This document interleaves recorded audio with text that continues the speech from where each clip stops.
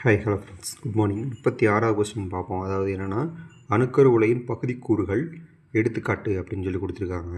அதாவது எரிபொருள், தனிப்பான், கட்டுப்படுத்தும் களி, குளிர்விப்பான் அப்படின்னு சொல்லியிருக்கு. இப்போ எரிபொருள் அப்படின்னா யுரேனியம், தனிப்பான் அப்படின்னா கனநீர், கட்டுப்படுத்தும் களிகள் அப்படின்னா காட்மியம், குளிர்விப்பான் அப்படிங்கிறது ஹீலியம். இது எங்கேருந்து கேட்டிருக்காங்க அப்படின்னா 10th ஸ்டாண்டர்ட் அணுக்கரு இயற்பியல் அப்படிங்கிற பாடத்துலேருந்து இல்லை பேஜ் நம்பர் 83 மற்றும் 84 வந்து இருக்குது. இந்த பாருங்கள் கீழே.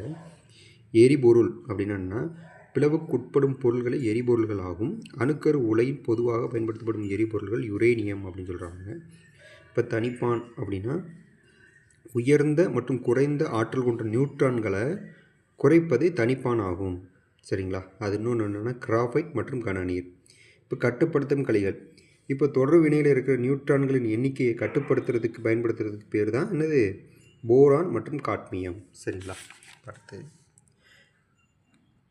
குளிர்விப்பான் என்ன கேட்குறாங்க, இப்போ அணுக்கரு உலையில் உருவாகும் வெப்பத்தை குளிர்விக்கிறதுக்கு அது ஒரு 3 பொருட்களை யூஸ் பண்ணுறாங்க. அதில் பார்த்திங்கன்னா நீரும் வரும், காற்று மற்றும் ஹீலியம், இந்த 3 சேர்ந்து உருவாகிற இந்த நீராவியை கொண்டு தான் அந்த குளிர்விப்பான் வேலை வந்து நடக்குது. அடுத்து தடுப்பு சுவர், இது எக்ஸ்ட்ரா இருக்குது.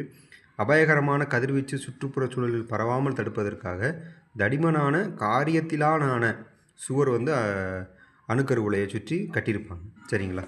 இதில் இன்னொரு முக்கியமானது இந்த டோசிமீட்டர் அப்படிங்கிறத பற்றி பார்த்துக்குருவோம். இது என்னென்னா, அபாயகரமான கதிரியக்க பகுதியில் பணிபுரிகிறவங்க இருக்காங்கல்ல, அவங்க வந்து பணிபுரிஞ்சு கொண்டு இருக்கும்போது அதோட கதிரியக்கத்தோட அளவு அதிகமாகாமல் இருக்கிறத வந்து கண்டுபிடிக்கிறது வந்து ஒரு டோசிமீட்டர், ஒரு கடிகாரம் மாதிரி கையில் மாட்டியிருப்பாங்க. அப்படி மாட்டிருக்கும்போது திடீர்னு அதோட அளவு அதிகமாகும்போது அந்த இடத்துலேருந்து அவங்களால ஈஸியாக தப்பிச்சுக்கிற முடியும். அதை தான் அந்த டோசிமீட்டர் அப்படிங்கிறது வந்து கதிரியக்கத்தின் அளவை கண்டறிய பயன்படுகிறது. சரிங்களா?